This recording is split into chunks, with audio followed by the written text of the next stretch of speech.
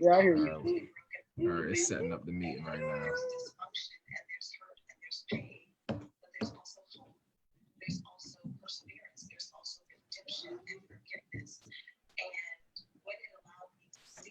Oh boy, Good. We there? excuse me. Yeah, I got you. All right, fellas. So we are here again on Health is Wealth podcast, and we have a few college coaches as our special guests. Former linebackers coach of Lincoln University, Coach Brooks, and then we have Kenny Johnson, who is the defensive line coach at Shepard University, and we're going to discuss the NCAA and fall sports and what's going on. So, Coach Brooks, we'll start it off with you because you were in here. So what's your take on what's going on with all of these power conferences canceling their season? Well, I think the conferences they're trying to look for the health. Yeah. With our young people, and Mhm. now since I'm My coaching fault. I'm coaching back in high school. Uh-huh. I think about the asymptomatic child or student Got it. who won't show any symptoms, Mhm. but has the potential to transfer the virus to a loved one, a family member, somebody with underlying issues. And at first I was thinking, because I'm going through it now with high school coaches really pumping like, hey, especially in Philadelphia right now, it's like the kids are saying, hey, if the kids don't have sports, look at the crime rate, look at the death rate. And I had to tell somebody, I was like, bruh, I grew up in North Philly and Southwest Philly. I said, it's about choices. It's about choices. Okay. And you have to make the right choice. I said, I had guys who I grew up with, one of my best friends. He just last May, he just got out from doing a 15-year bid. Okay. He just did 15. And then another friend who just got out, he did 30.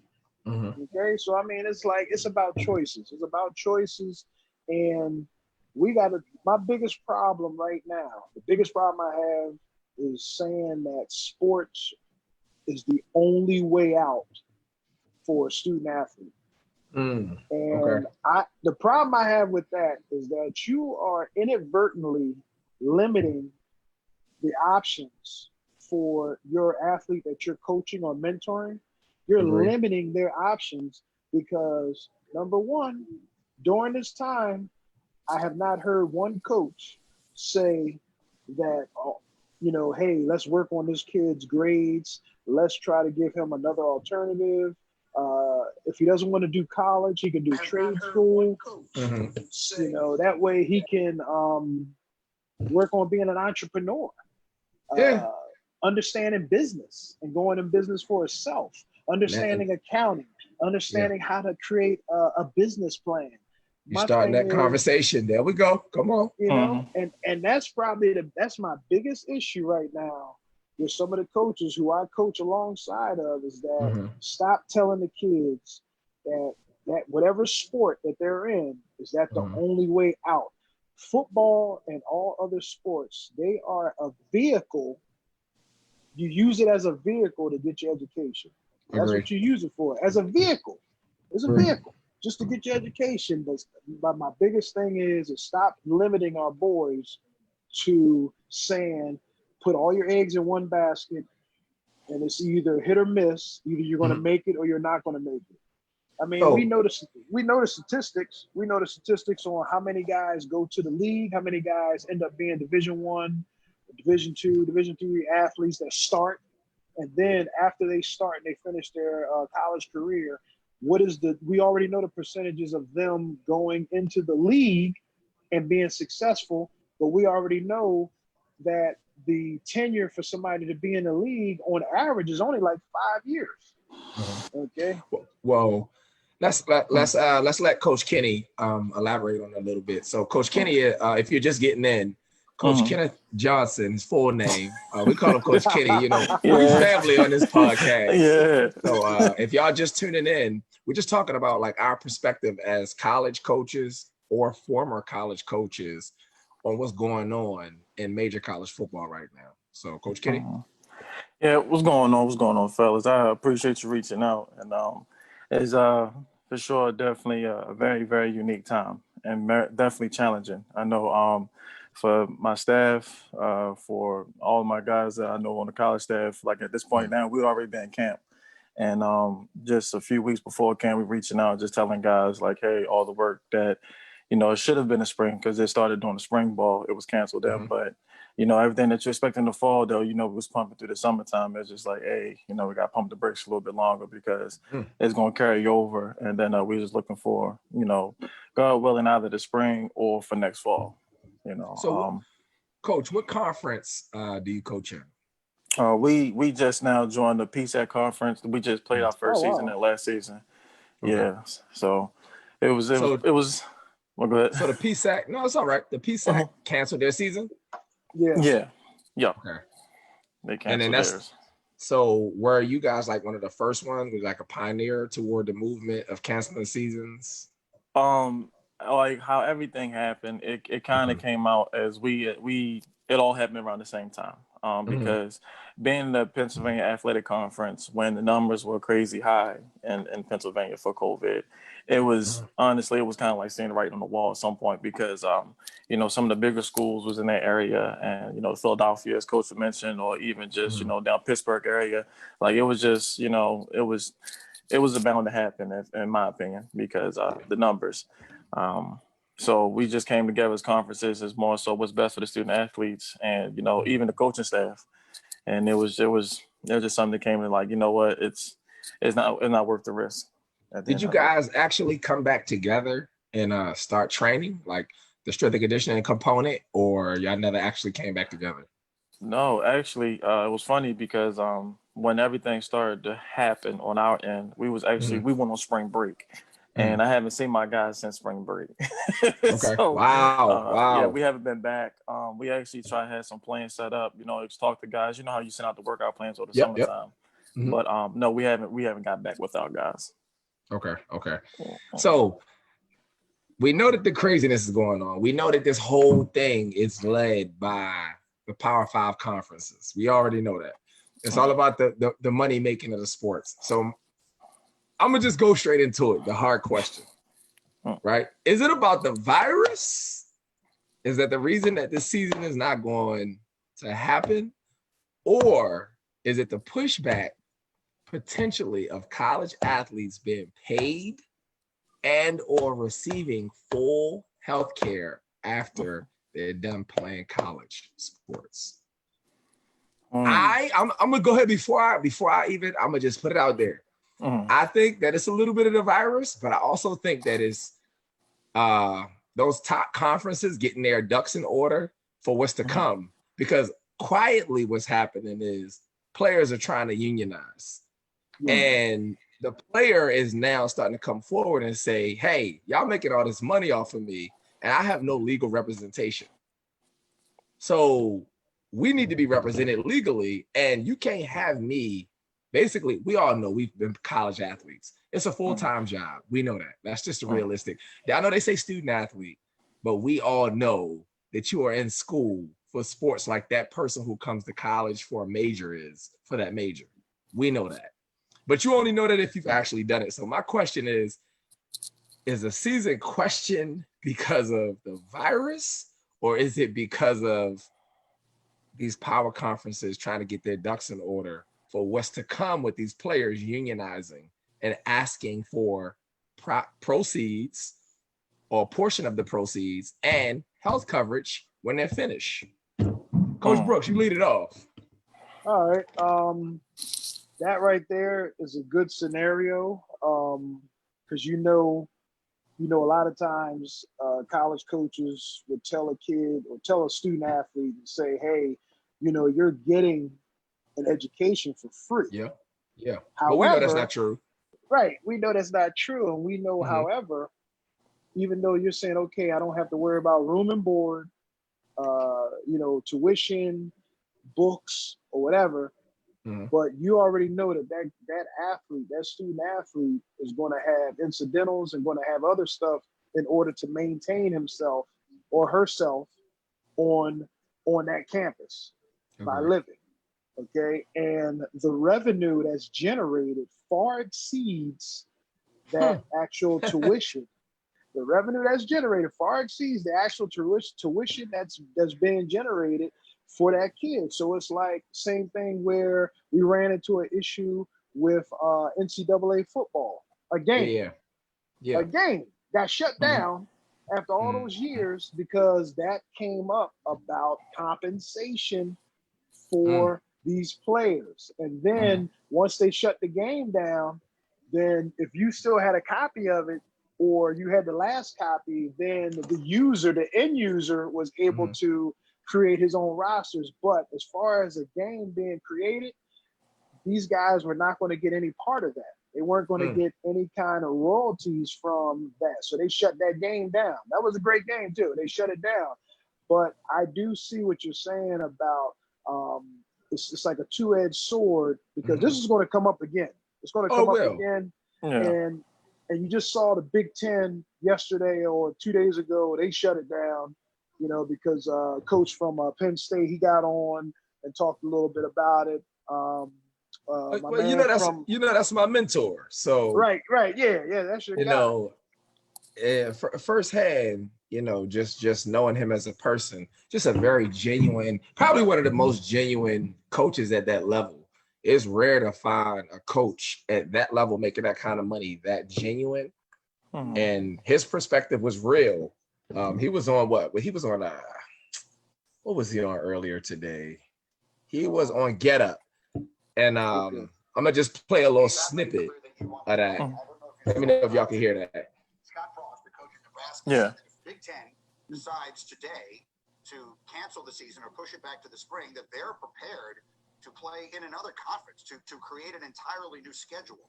What are you prepared to do if the Big Ten makes that decision?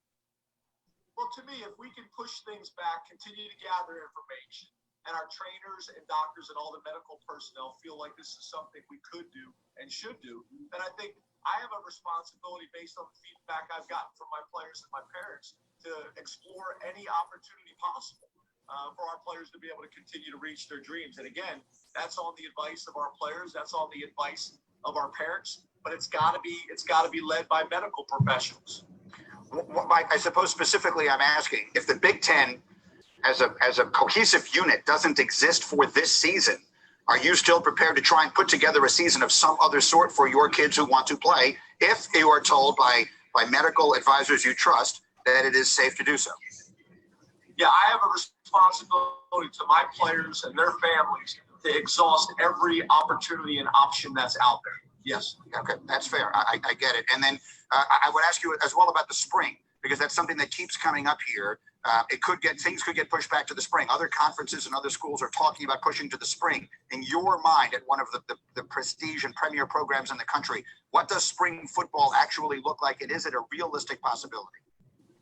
Yeah, and I think that's exactly what I'm saying. That's another reason why you delay, because you're coming up with these other models so that when we say, okay, we are playing college football or we aren't playing college football, that now we can list out what the plan is for our future.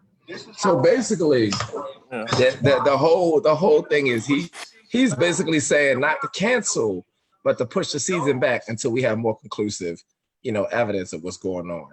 So before we start to go into that, I just wanted to, give a soundbite of what he said, and that's not building on something and just, making up what we think he said. I always like to go straight off the source. But Coach Kenny, you didn't have a chance to go.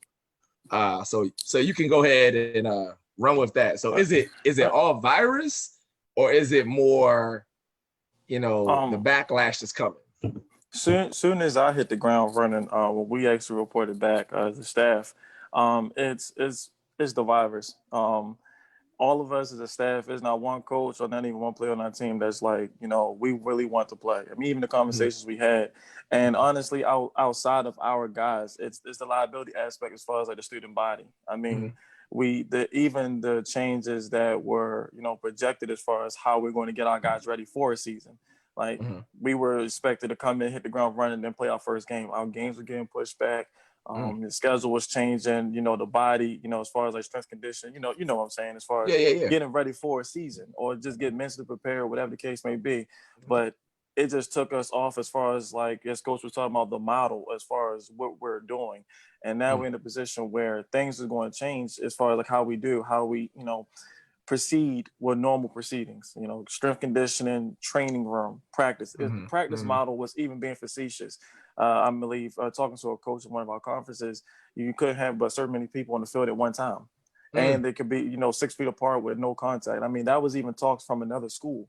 Like you can't get any work football done without any contact. I mean, without no football. Impossible. And it messes with the mechanics. It messes with muscle memory. It messes with a lot of things. And then outside of that, I'm pretty sure the NFL does as far as like having pods.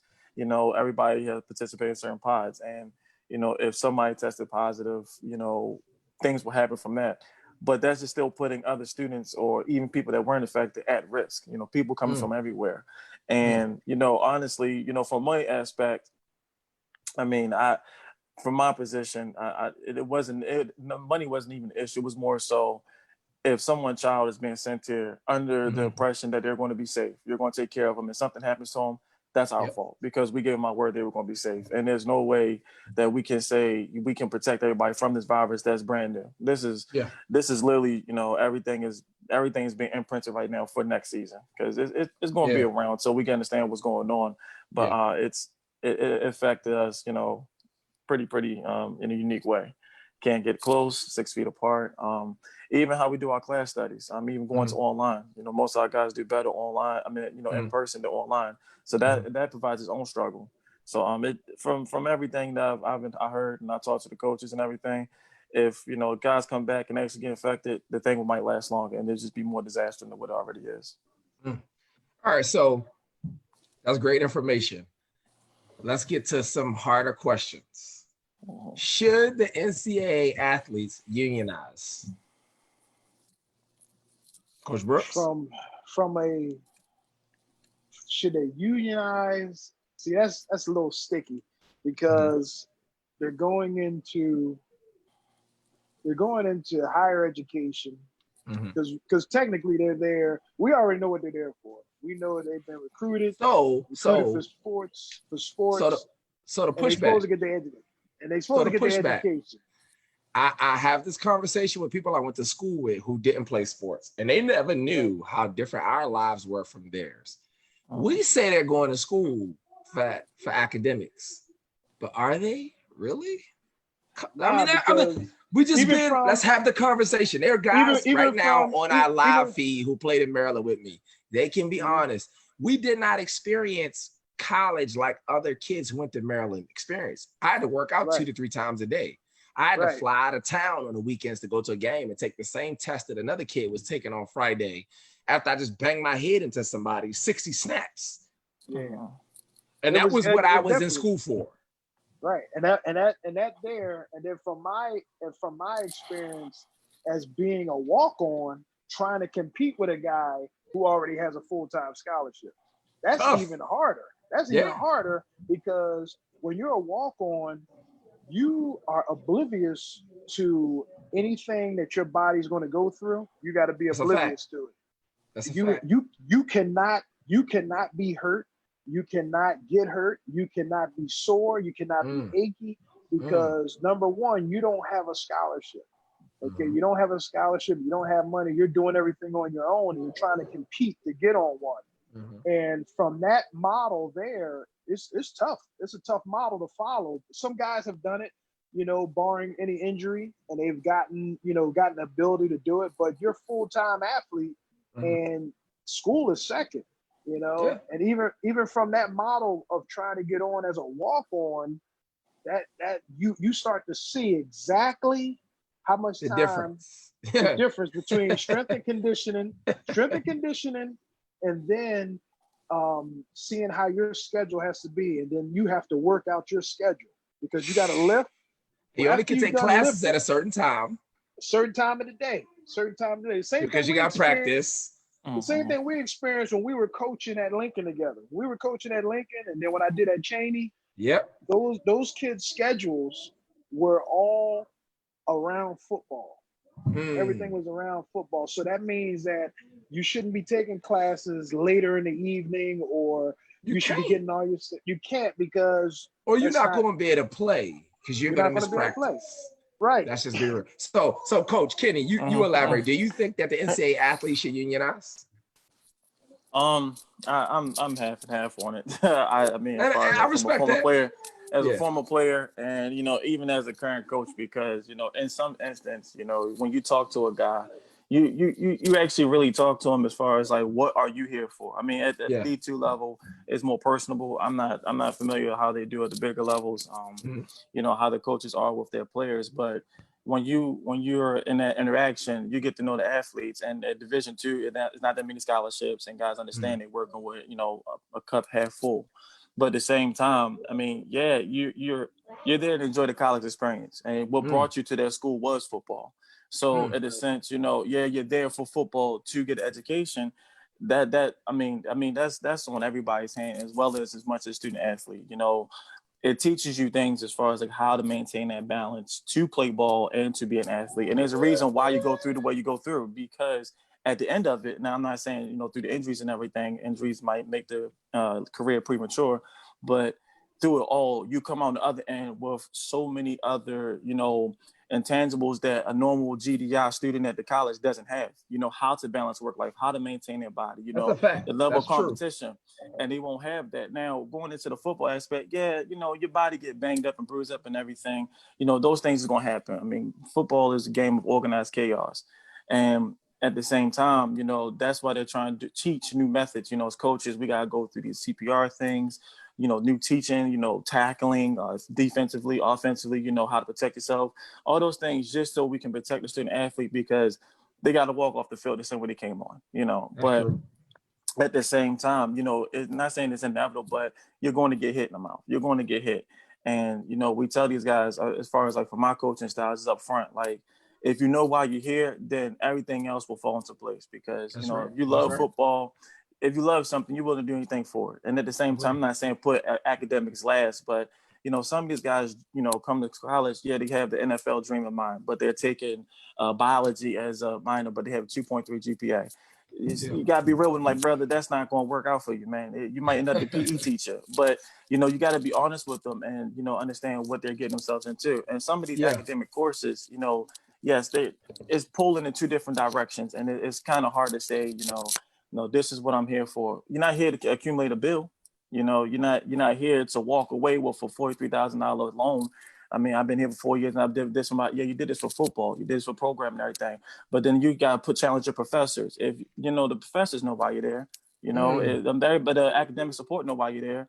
I mean, the athletic director know why you're there. It's more than just the coaches. It's like, if the support staff is built for you and put in place for you to succeed, then that's something that's built in for you to access and you to utilize that as to its fullest potential. Max out on that. I mean, coaches, I know in my position, when we have our meetings and academic meetings, we talk to the guys, tell them as far as like, know your resources, things that you can tap into that can help you. And then more so, get the 1-on-1% with your professor. But, it's just a balancing act. And, if there's a lot at the end of it now after my playing career. If a union was set in place, it might have prove some benefits and everything. But, this time now, it's a little different. The injuries are definitely more severe, especially, changing the way tackling is happening. And, all these other things, guys are getting bigger, faster, stronger. It seems like they come out the womb like that. So it's unique. Yeah, that's right.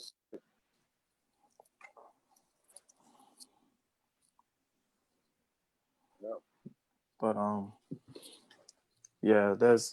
it's definitely a balancing act, and what should happen, what comes first, what doesn't come first. Heck, we have some Einsteins on the team, and they put academics first, but that player doesn't speak for the rest of them. He has a great work ethic in the classroom as well in the field. And we got some guys that literally just they don't have that asset. They don't have that gift to do things like that. So we work with them, and we try to use one guy as a model to encourage another. Yeah, that's true. Because on that level on that D2 level, you can be personable with the players, and you end up finding out like some of those guys have children, like they have kids, like they'll have little girls. I've met players that got little babies. They got either a son, daughter. Some guys had 2 kids at least, and he was still trying to get his dream of finishing college and finishing playing college football and walking away with a degree. And at least, worst case scenario, he's thinking, can I at least try to go and play for somebody, or at least try to get a tryout, you know? And it's crazy because like on the D1 level, I haven't been on that level, only been around the coaching of it, and they coach those guys hard as heck. I mean, they ain't playing. Brother. They coach them D1 guys, coaching them hard. They not joking around. Like the main school I would always do, I would always go to Temple. And what I would do for Temple, like my wife she would see me, I would go down and I would stay there from 7:30 in the morning to about 5 in the afternoon. And I would just hang out with defense and sit in the meetings, because at that time you had good, the coaches were good. They didn't mind. They love high school coaches to come up, or anybody for that matter that was coming up. And then, I mean, it was their job. I mean, the first time I ever, talked to those guys, they're talking about, hey, I got a house now here. It's probably going to cost me about, whatever X amount of dollars for this house. But, it's a job because, you know how the coaching carousel is for these guys to go back and forth. Do you think that the athletes should get paid? Maybe cash or stocks, or like in some way, should they receive some kind of financial benefit? It may not be cash. It could be some asset that they can access later on. But personally, I think that possibly having stocks, like for every, how you letter every year. I always thought that maybe as a letterman, you receive stocks in the university. We all know that the stock in the university ain't going down. It's only going to grow. Right. Tuition goes up. So if a player graduates with 25, shares or 30 shares of a university, because every year he lettered, he got 15. That's not something that he can blow being immature or financially illiterate. That's something that he can take money from, at least 10% or more, depending on how much money he makes a year. If he makes less than 30,000, he can take more without a penalty. And it's a progressive growth that he can take money from to grow other assets, right? I mean, as a businessman, I think of it differently now than I used to think of it. So I'm saying like there were better ways that they could have set us up for the future financially.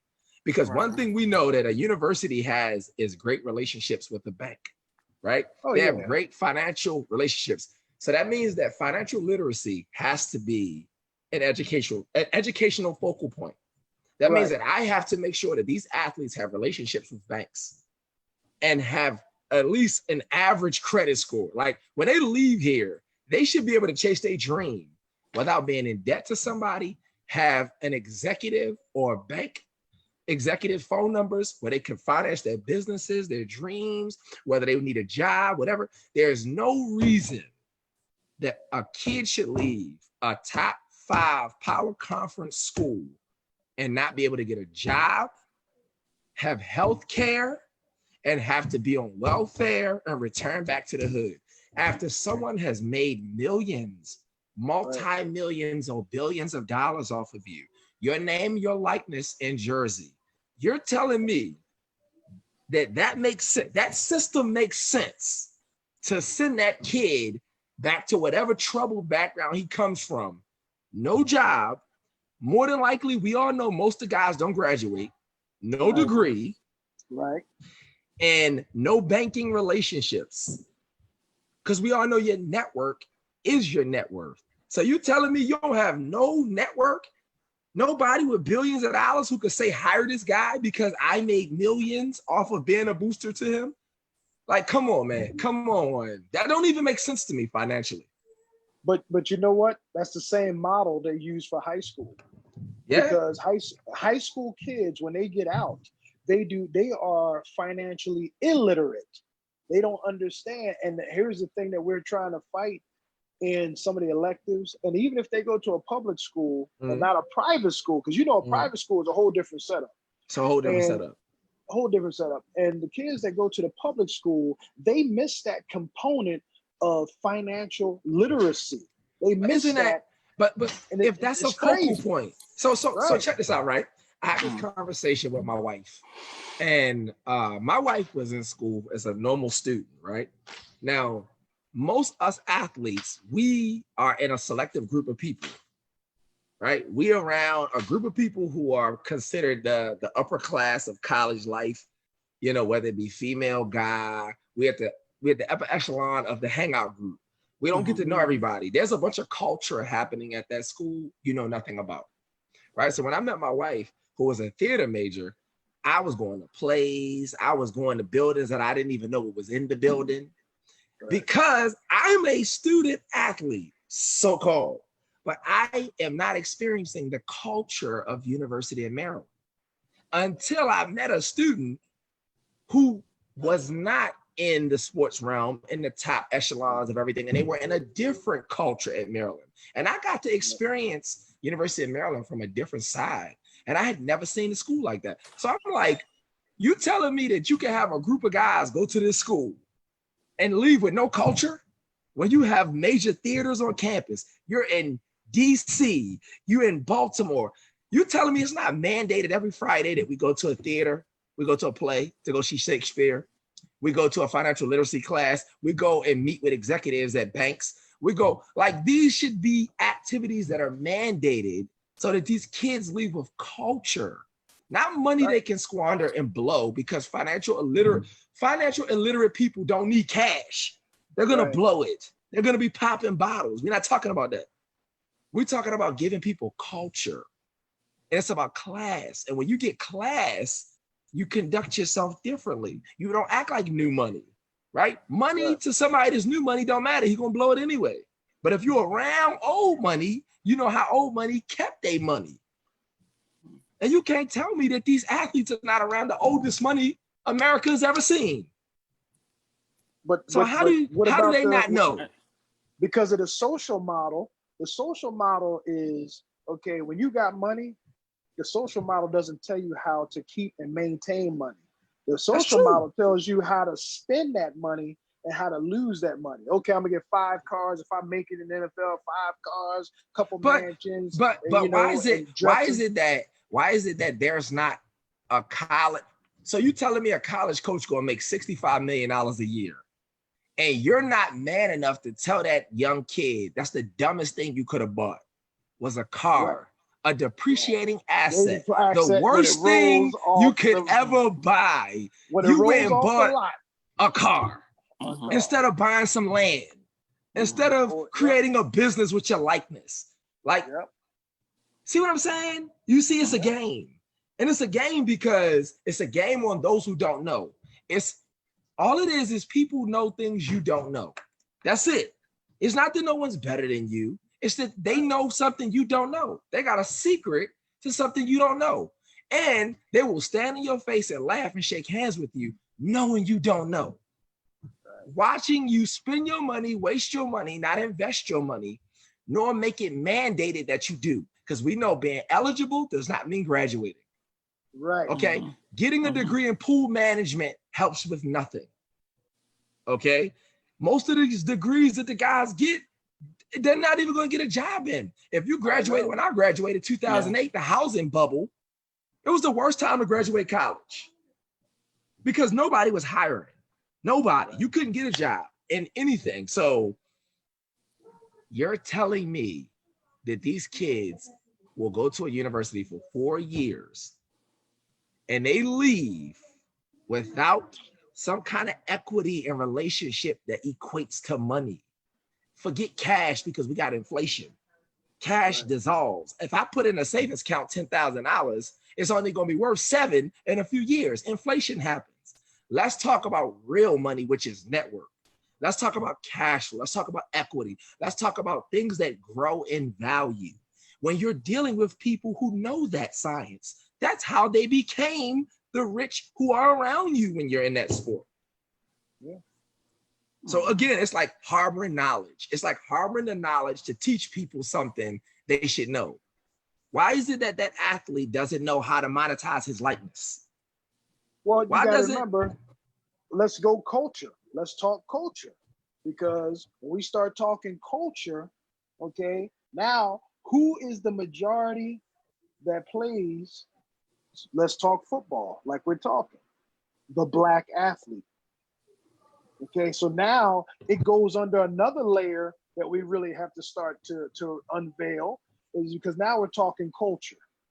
And if you look at the Black athlete as a commodity to do something for your university, and then you're not worried about when he or she leaves your university, you're not worrying about their well-being, you're not worrying about their self-worth, you're not worrying about anything. You're only concerned with the 4 years that they gave you and what you got out of it. And then if you got a whole bunch of them, and you got a whole bunch of them on your team, okay, now let's start talking about all the unscaled revenue.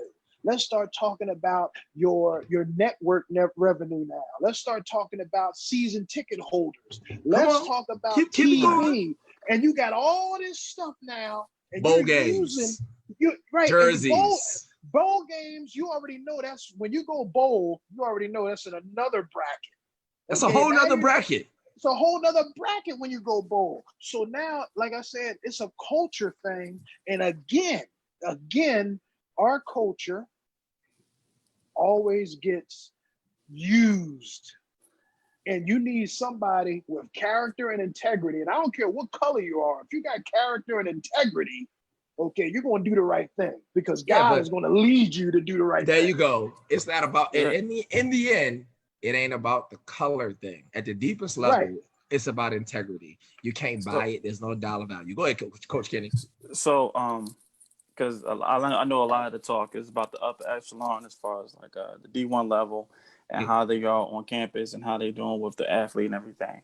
I mean, I'm definitely with you as far as, you know, the access the athlete does have to, you know, social life, or even he's asked from him, you know, to participate in any sport and everything. And like, just even from my understanding, or just even from looking at it, it's just the coach of me. I'm right by default. You know, I look at the athlete as well. Like, do guys even want that? You know, do they want that for themselves? Because, you know, from my position, there's guys that has that likeness or has that, you know, that savviness, you know, that can be at the next level. And some guys truly don't even want all that money or want all that. And some guys squander the opportunity because, you know, it's crazy to think, you know, sometimes you get freshmen come in, they looking to, you know, to have the best life the next 4 years. And then after that, you know, do whatever they got to do.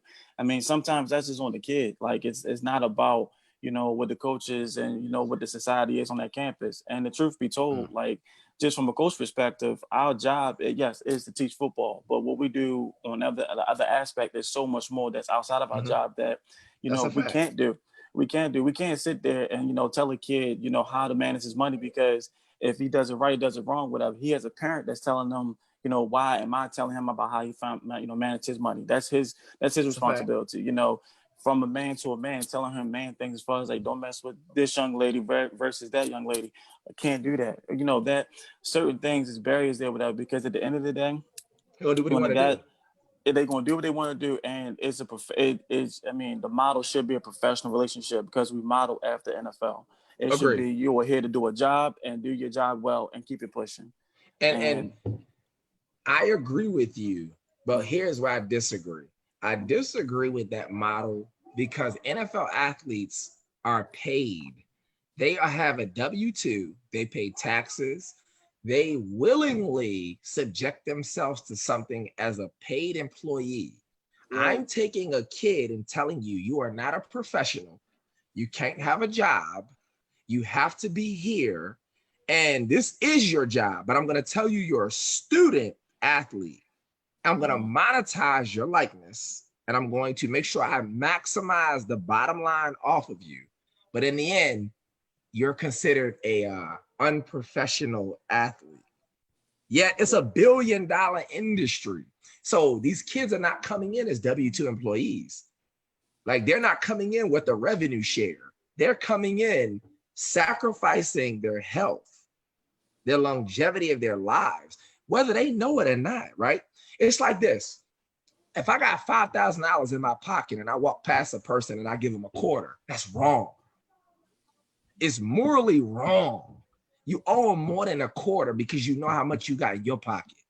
So it's like, if you know you're making billions and you're going to tell somebody that they are a unprofessional athlete, they can't get a W-2, we're giving you a degree. Well, we know most of the guys don't graduate. But then again, right. You graduate with no culture.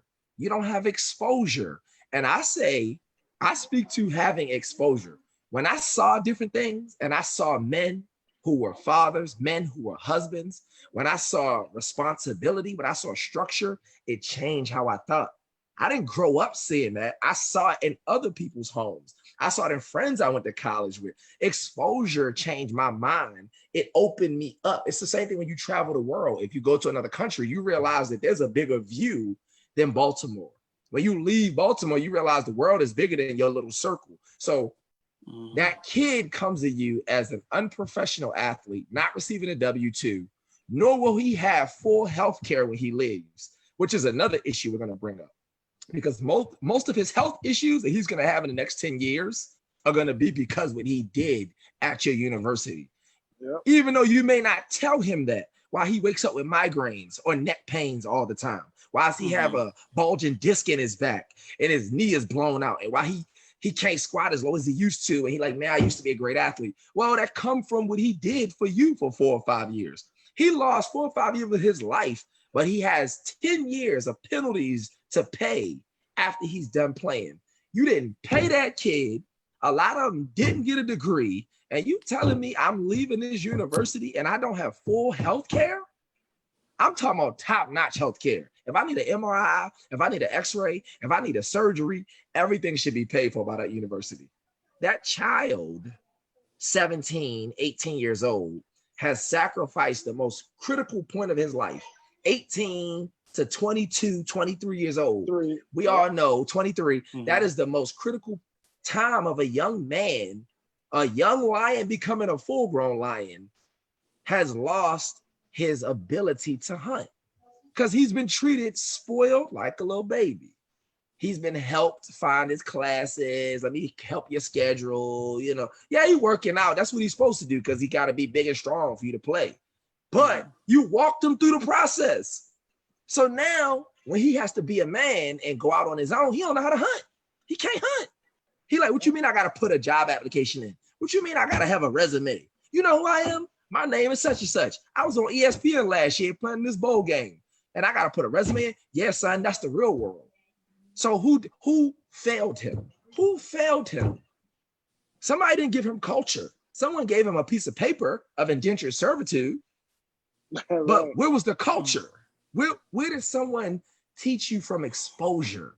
Why didn't I bring you to my $1 million house and show you how I got my millions and teach you how you can monetize your likeness and possibly create a business off of what you do and show you, maybe introduce you to my accountant?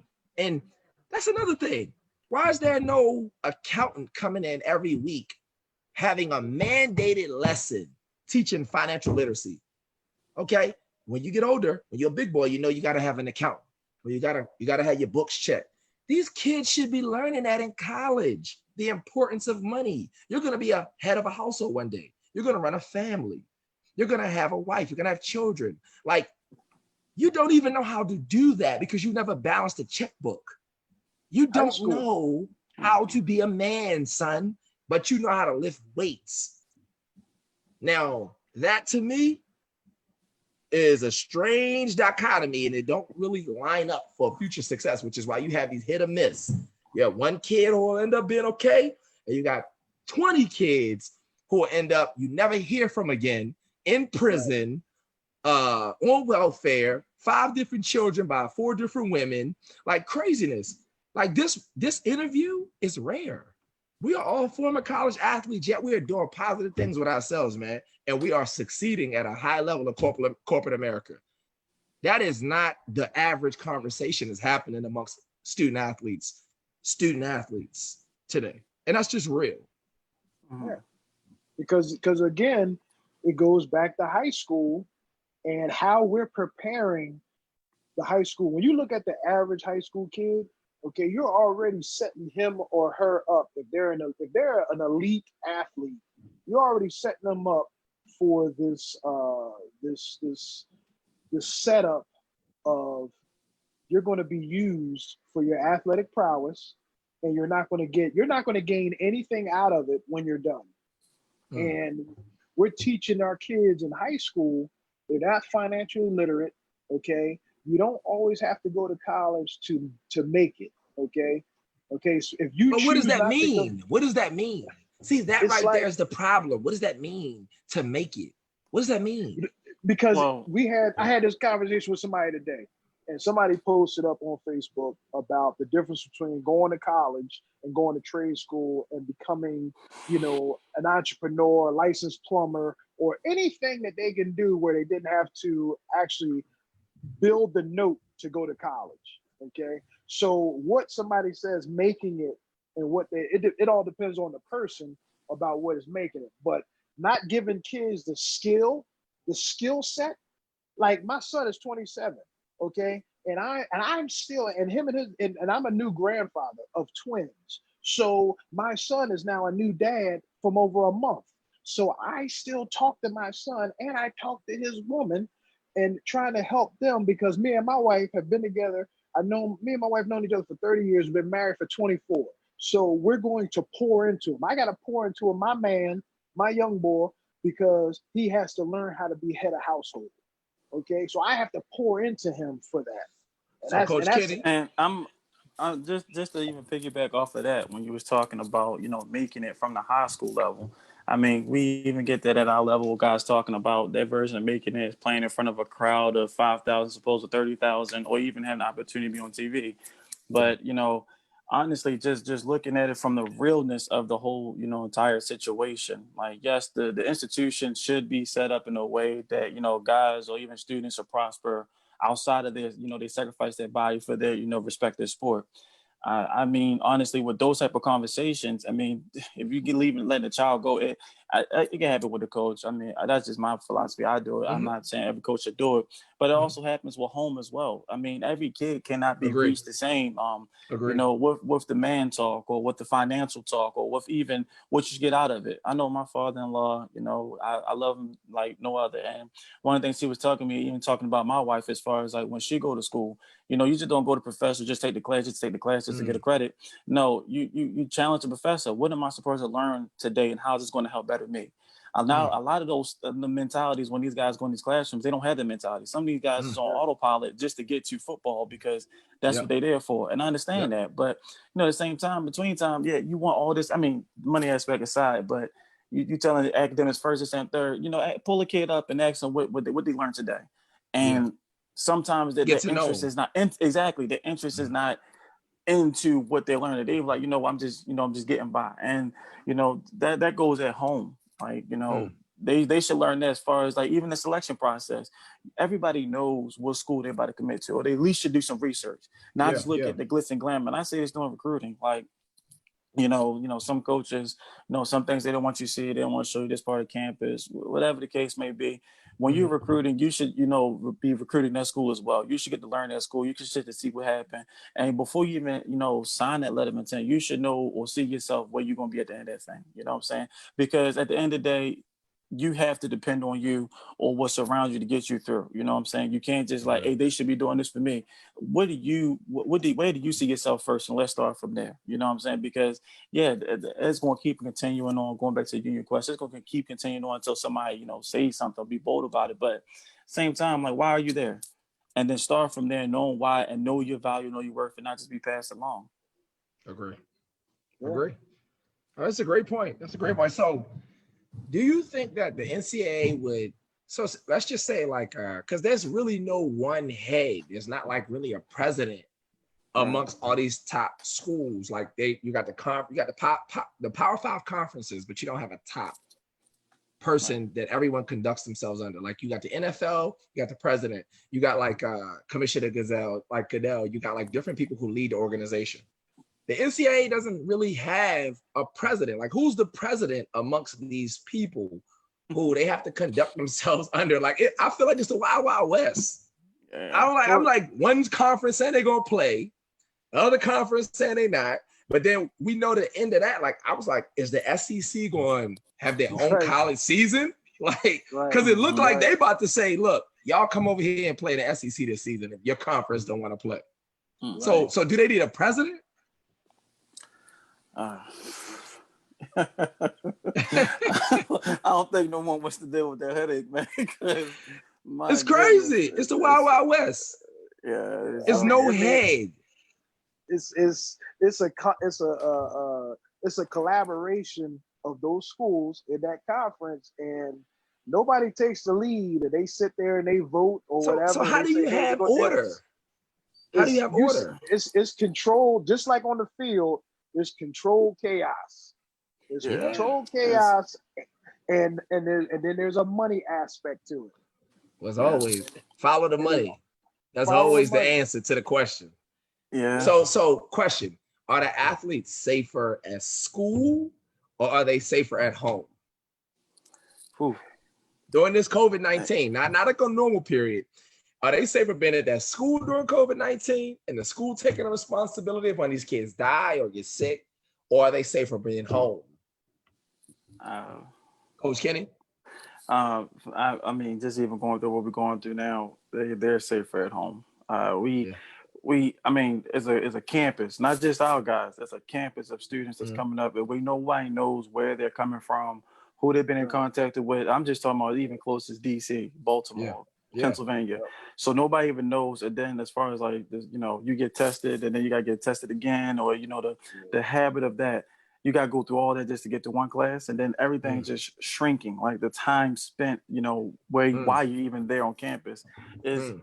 It's honestly like, why even go through the hassle when I can just stay home, in my own, I mean, not even saying with my own little, area, but you just log on when you need to log on and do your work from there, where you don't have to have those in-person interactions. Because my biggest thing is this thing spread. I'm not saying our school, but some schools don't even have enough resources to be able to combat or even provide, that type of access to help students to, quarantine or send them back or get the type of medicine. There's not even a vaccine out. Like some of these students might get it and actually, die. It's like, is that serious? Is that serious? So it's like, it's not worth my life, just to go here and experience something when it's available to me on a computer. And, if sports is gone, to talk to my guys, like Coach D-Line, one of the things is, obesity, overweight. I can't, I don't want to put my guys at risk, and I'd be heartbroken if my guys come back and actually contracted something when they're here. Dude, it wasn't worth it. You know what I'm saying? I want you in well-being when you first showed up. So if it all is well, if you're still getting the same education online, yes. So basically staying at home, get your education online is the better option. Liability wise. Yeah. Well, even from our high school level, because this has been the biggest buzz in Pennsylvania, dealing with the PIAA, the WPLI, wherever it is. I mean, we have been in this struggle because everybody wants fall football. Everybody. And everybody in PA wants it. Nobody's looking at the risk factors. I teach and coach at a public high school. Well, we just said it's all about the money. Right, but we don't have the resources. We don't have when school shut down for me, that was March 13th. That was a Friday. So that means that Thursday, March 12th, that's when that was the end of strength and conditioning for football. Yeah. Then we just went back July 14th. That's when we got approved by the board, and we were able to do a COVID pre-screen. Okay, so since I'm one of your more senior coaches on the staff, then I'm there earlier. I'm there checking temperatures for coaches, checking temperatures for kids, wiping down, sanitizing bags and everything, and we're doing the whole we're doing the whole social distancing for football at football practice. Okay, up until when we got shut down last week. Okay, that right there is probably the hardest thing to do, to social distance coaching football. Now, certain drills I can social think it's distance. impossible. I can social distance. I mean, we're being real. How do you do that? How? Because it's you can do it in your individual drills. You can space kids out. Yeah, but can you get ready for a season? You can't get ready for a season. No social way. distancing. You can't. No because way. Now, so what do you? So like we couldn't say, okay, we're not going to do 7-on-7. We're not going to do some sort of team. Okay. So then why not cancel the season? I'm saying, for me personally, I would love for we stop all this back and forth and just say, okay, how about we take a look at spring football? That's what I would like to do. But the PIAA, I think that's kind of what Coach Franklin was alluding to. Yeah. He was saying that that's probably a better option. Which, like I said, he's a rare coach, man. It's not many guys at that top level like Coach James Franklin at Penn State University who would give a fair perspective like that and be honest, like postpone the season. Like, there's no rush. Like, let's relax. You still can get the same thing out of it. Same thing. You're going to get the same work. Seniors, and the seniors are going to still get to play before June from the high school level. They're still going to get to play. My thing is, I don't mind coaching. I've been coaching for so many years. It's almost freaking, 18 years of coaching. And I've always coached multiple sports, wrestling and football. Wrestling, I don't even know what they're going to do in the winter, because that's probably going to be the hardest to even do any kind of COVID, anything. But as far as football, I would push for letting us understand it, because if we got to go virtual, it doesn't make sense to me if I'm going virtual, but I'm also going up to the school and kids are coming up to the school for practice. But we can't see each other face to face for education. That those two don't match. Yeah. And you got people who are pushing for let's let the kids play, and you should see all these tweets. I get tired. That's why sometimes I don't even get into it with them, because you see all these tweets about let the kids play, let the boys play, and all this, but that school is still going to be virtual. So you're telling me it's okay to suit up and play football, but it's not okay to go to class. One of my biggest concerns coming into this season, and we're gonna close up soon because I know it's getting late, fellas. One of my biggest concerns coming into the season was, even with a mandated restricted practice, social distancing, I felt like when I put myself in perspective as a player, because some people is talking from a place where they've never been a player. There is nothing you can do to substitute tackling, good form, head up. Like, there's nothing you can do. So let me tell you, let me put this out there now, because we live. You put these guys out there and they have not been hit, I promise you're going to see the most injuries you've ever seen in football. Because there's no weight you can lift. There's nothing you can do to simulate hitting someone. Because most guys don't like to hit, let's be real. But they work on it enough where it becomes a natural thing. But it hurts, it doesn't feel good, and it's something you have to rep over and over actually doing. So if you're not doing that, and you all of a sudden you throw these big, strong, fast guys into a game and you say, let's hit, you're going to have more concussions, you're going to have more injuries than you ever seen. Because the body cannot adapt that fast to hitting full speed like that. We know that. We know that. If you miss a week of practice and you come back the next week, everybody missing tackles, they on the ground, because it's something you got to do consistent. You can't just go into tackling full speed, especially when we're talking about guys that are 6'4", 6'5", 300 pounds. These are not no normal human beings. These are the biggest mammoths you've ever seen. You got seniors that when we came back after and we got approved to do that July 14th, start doing summer workouts. And we were trying to plan to go into summer camp. Man, I had lineman that's going to be a senior. This boy put on 50 pounds. But that's going to happen. And all the kids have gained weight And it's like, I don't care how many Zoom meetings I did Zoom meetings throughout the whole thing. It don't matter. You can't it don't substitute matter. it. You You can't. can't. And it's like, doesn't. I told them, I was like, look, I said, your coach is 51, and I'm taking at least 4% of my day, which is an hour, to make sure, and I'm doing more than an hour to make sure I'm doing something. I said, you guys, It's not clicking. and it's not clicking. It's not clicking at all, because I'm like, yo, you can walk around the block. You don't have to gather. Why do you think the NFL is not having a preseason? Because somebody's smart. Somebody's saying they out of shape. Yes. Them grown men came back out of shape. And them coaches was like, we cannot put this product on the field. That's right. We got to not have preseason and get these guys in shape before we can actually put this out there and try to make money off of it.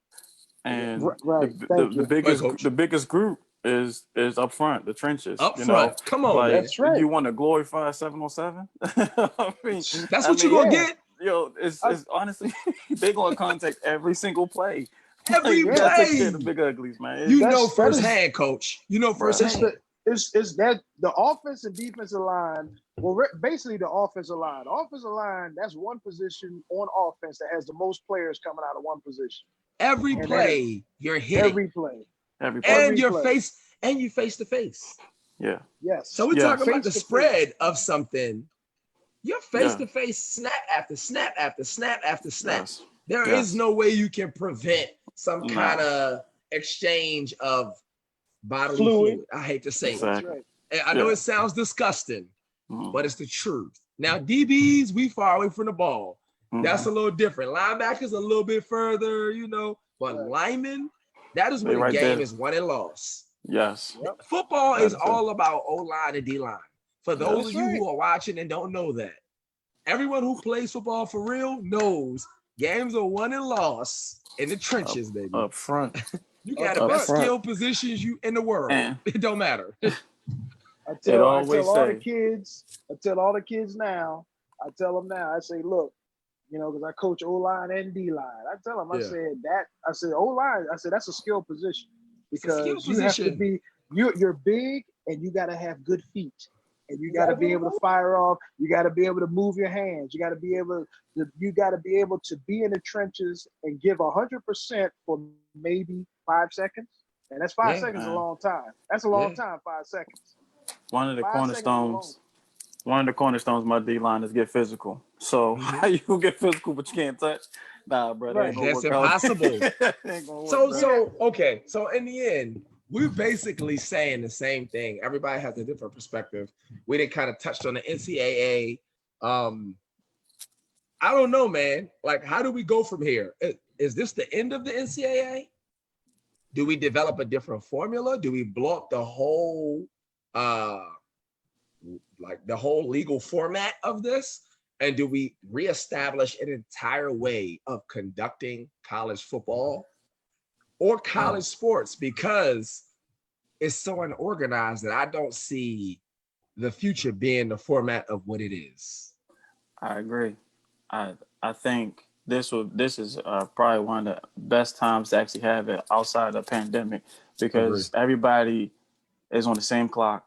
Everybody has time to think, and everybody has exactly. I think this will give people with the questions like that, the players, the coaches, the conferences, it gives everybody time to think as far as like, okay, where do we really want to go? Because once everybody understands as far as like where we're going at with this, COVID, if it's, more cases or least cases, where we're going at with that. Because we can talk about the fall all we want, but if it's a boom in the spring, it's going to happen again. Then that's over again. Exactly. So now we missed the whole season. We basically back at square one. Exactly. Yep. And I think, this is probably one of the best times when these type of conversations happen like that, because it's going to spark in a way where it benefits and it doesn't slow down. Because right now is the blueprint as far as what we're trying to do in the spring. Yeah. But if we don't get the spring right, this thing is going to happen in the fall, and the thing is going to keep happening for some time, and then it's going to eventually affect the pot. And everybody don't want to affect that, but at the same time, for real.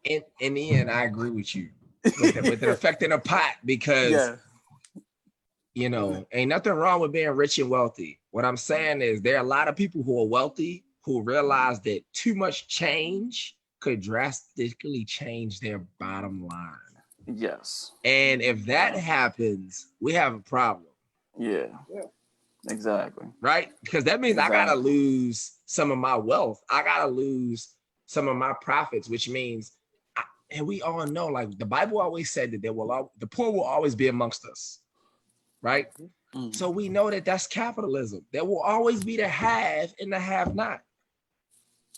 So how do we balance this? How? What's the resolution? Do we blow up the whole thing and just start it over? The NFL got it right. They got it right. They have a collective bargaining agreement. They have a players union. They are agreeing at the table with all legalities and signing on a contract saying that this is what the stipulations are. College sports does not have that. I think college sports is the Wild Wild West. It's almost like how the Union and the Confederate States were at war. Like it's somewhat in the state of old way and somewhat in the transition to the new way. And I feel like it's the same thing that happened in the Civil War in this country, but it's happening in an economic way for sports. Yeah, it's the same way. Yeah, it's the same way where the same way. That's why all the SEC schools is like, oh, we gonna have sports down here, boy. Yeah, right. Yeah, I was surprised they even had training camp. They're not playing. They like that's what we do. They see, bro. And they're like, that's the South. They're going full speed ahead, bro. That's the South. They like we will have college football. Matter of fact, the SEC is. I guarantee you this. The SEC is considering starting its own college league. Watch. Yo, don't listen. Don't get caught slipping. I see it coming. If they cancel their season, Big Ten, ACC, watch the SEC say, Clemson, come on over here. Y'all can play the SEC this season. Penn State, come on over here. Y'all can play the SEC. Ohio State, come on over here. They're going to take all them schools and they're going to have their own college football season. You watch what I tell you. Unless it's like something above their head, like a federal executive order. Mm-hmm. But if it's going to be the way it is right now, guns blazing, Wild Wild West, get ready, baby. Get ready to see a college football season like we ain't never seen. I would say for the HBCUs, the play I would make as a businessman, I would wait for all those teams to cancel and then announce we're going to have. And I would run an HBCU schedule and take all those TV contracts that all those schools wasn't playing and put all the HBCUs on TV. All right. What? Mm-hmm. That's the businessman side of me. I'm like, Morgan, Howard, Lincoln, this your moment. Mm-hmm. This your moment to call ESPN. Like, look, they not gonna play, but between us, as soon as they cancel, put us in that block. We're gonna show out. Come to the Black, come to Howard, come to Morgan, come to Bethune Cookman. What? Florida A&M, we rocking out, right? Ramblin', I would have all those schools be on that national televised schedule, and that would change the whole paradigm. That would. That would give HBCUs. That would give HBCUs major money. Major. That's a whole. That's exposure. That's a whole other interview. That's a whole other. Now we're gonna have to pick that up. We're gonna have to pick that up because see, I'm always thinking like a businessman, strategic moves. So I'm saying if I was a president or a commissioner at a HBCU, I would be watching what these Power 5 conferences doing, and I would counter their move. And I would say, well, we're gonna have a season with no fans and ESPN. We're gonna take those contracts that you was gonna give to the SEC, the Big Ten, all these conferences, and we're gonna play our own schedule in HBCUs. If you had a season, I would say, just say they pushed the season back and they had a fall, and the HBCUs had a fall season and were the only thing on TV. Do you know how many TV ratings they would get? Yeah. They would break records. They would break records because people want to see football. They would be watching Howard versus Morgan like it was LSU versus USC. Man. Now you're talking about a paradigm shift. What? This time? Yes. That's the business move. So I hope somebody thinking like that. But I want to speak this into existence. If there's a board being created for some kind of strategic planning for college, future advisement or whatever, call me. Call me. Because listen, we got to talk about the future, how we going to do this. And you need somebody on that board who has been a player and does business. Listen, man, there's so many ways we can swing this. I'm telling you, dog, the HBCU is sitting perfect. I hope they sit back quiet and make a move off of this. But if any closing remarks, fellas? You want to go, Kenny, or? Yeah. Well, I mean, definitely. Thank you, Coach. Thank y'all. Oh, I mean, it's thank good seeing you. y'all guys again, man, because it's Always. been a minute. And What? even as the talk about football, man, it definitely does something to me because it's a Refreshing. team sport. I remember guys working out and all that stuff, and even Amen. through this time, man, even for the viewers that's listening, that's going to listen, man, Amen. definitely stay safe. Definitely, keeping everybody in my prayers because as for you got the people that doesn't believe it can happen to them, and then you got the people that actually happen to them. And me personally, like, having the family and having a child, like, those thoughts happens in my head as far as like keeping them safe when I go out to go to work and everything, and knowing people actually players actually have family that contracted it is very serious. It's nothing to play with. I mean, regardless if you believe it or not, do your part. And I mean, with the football thing and everything, it's always going to be there. Football is not going to change. The player does. So like, what are we really fighting for? If you're a coach listening, if you're a player listening, use the philosophies that you've been told, that you've been caught and brought up with, as far as, use your time wisely to get better at your craft. It's all on you. Do not be caught with your work undone when everything comes to light. That's the biggest thing, because this ain't going to be forever. It's just for right now.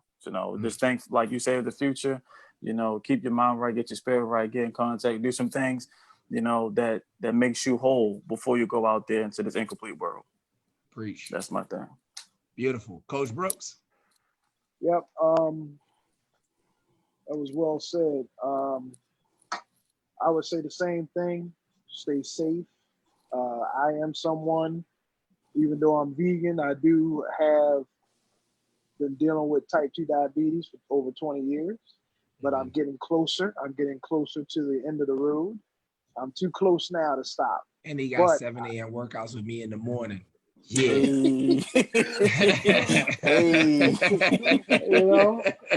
And I'm gonna say this, that I am very cautious. I'm very cautious because a lot of times I've learned over the years to operate out of wisdom. So I have done those pre-screenings. I have been coaching, and I have been instituting, along with our school district, following the proper protocols. But it is a lot of work, and there's things that go unseen when you do those pre-screenings, because you're dealing with young athletes who are asymptomatic, and it takes 3 days, right? Right, and they won't show anything. They won't show nothing. And if we're practicing 4 days a week, Monday through Thursday, until it got shut down, I mean, I had those concerns as well. So, I've made every effort to be safe.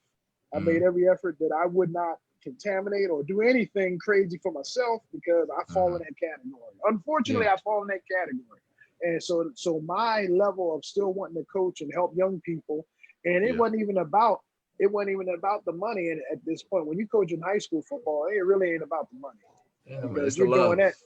It's the love for it, and the love for the kids, and the mentorship, the camaraderie, and everything that you can do, and everything that you can offload, because you're going to give a kid everything you got. You're going to give a kid everything else. You're going to give them everything you got. So that way, when that kid, because I can't not see, it's the same thing I would tell like if I would expect a pastor to pastor his church and tell the church the truth and give them everything they need. That's how I treat the athletes that I coach. I'm going to give them everything that they need, or everything I got when it comes to coaching football, coaching life, because as a high school coach, you got to put on many hats. You have to wear all these different hats. Some guys embrace it. Other guys, it's a little bit of a challenge. But for the ones that do embrace it, you put on all these hats. You're going to be uncle. You're going to be dad. You're going to be the mentor. You're going to be the coach. You're going to be all these different things, because you're getting to know the athlete, and you're getting ready to, and you're also learning who this student guy is, who this kid is.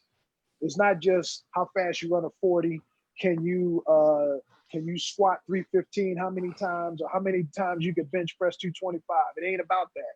It's about the kid. And you know, my biggest thing is during this time, do the right thing, protect yourself, protect your family, use wise counsel, get wise counsel, and just stay healthy during this. This is going to pass. This is going to pass, but we got to use wise counsel and set ourselves up for a few months down the road. My biggest concern, we're going into flu season.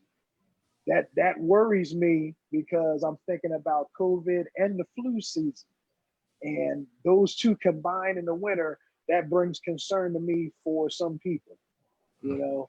So it's a lot of things, but you know, like I said, you know, for people to stay safe, stay healthy, but use wise counsel. I mean, just use wise counsel. That's right. That's right. Well, we want to say congratulations to Coach Kenny, who is a new father. Thank you. As well, congratulations. And then congratulations to Coach Brooks, who is a new grandfather. Hey. As well. And I want to make sure I shake off that dust so I don't be a new daddy. Done. Shut it down. Listen, I don't even want that over here. I rebuke it. You're We're done. it. Oh, wow. Done. You're rebuking it. You're rebuking. I do not receive it. No. Wow. Yeah, we might get a dog. I don't know. Oh my God. I got a grand dog right now. I'm watching. Listen, okay. Once I got out of the Pampers and you can feed yourself, I'm never going back. Bruh. Never going back. Done. Sleepless nights. Okay. No one able to talk to you. It's just crying and crying. It's like, what do you want? I don't know. Yes. Okay, never again. That felt like, for me, it was back to back to back to back. Like, I just had baby after baby after baby. So it just seemed like I never ended Pampers. It was like Pampers after Pampers after Pampers. That was your fault. I know, man. You know how it is. Granddad. Listen, that's another show. Yeah. Another show. Y'all just getting into the kid phase. I got my three, they're all 5 years apart. Now I got two twins, grandkids, a boy and a girl. And they're a month old. And and I'm gonna tell you, man, that's exciting. I'm gonna tell you, it's exciting. It is. And it changes your perspective as you guys get older and you guys get all these extra years with your wife, and y'all start building, y'all go through all this other stuff. Man, when you get to that phase where you got grandkids, there's a whole different thing, man. There's a whole different coolness. But that's cool to me. That's cool. It is. So look, we're gonna get out of here. This show, Health is Wealth, was brought to you by HHT Fitness. And if you looking for an online fitness class during this COVID-19, please DM us, email me directly at Christian D. Varner, V as a Victor, ARNER @gmail.com, Monday through Saturday, 7 a.m. And we have outdoor sessions as well. Our guest was Kenneth Johnson of Shepard University and Troy Brooks, former coach of Lincoln University. And I'm your host, Christian Varner, who does the most. And we appreciate you. We love y'all. And we out. Love y'all, man. Love y'all, dog. In Jesus' name. In Be Jesus' safe, name. fellas. All right. In Amen. Jesus' name. Yes, sir. Amen. Yes, sir.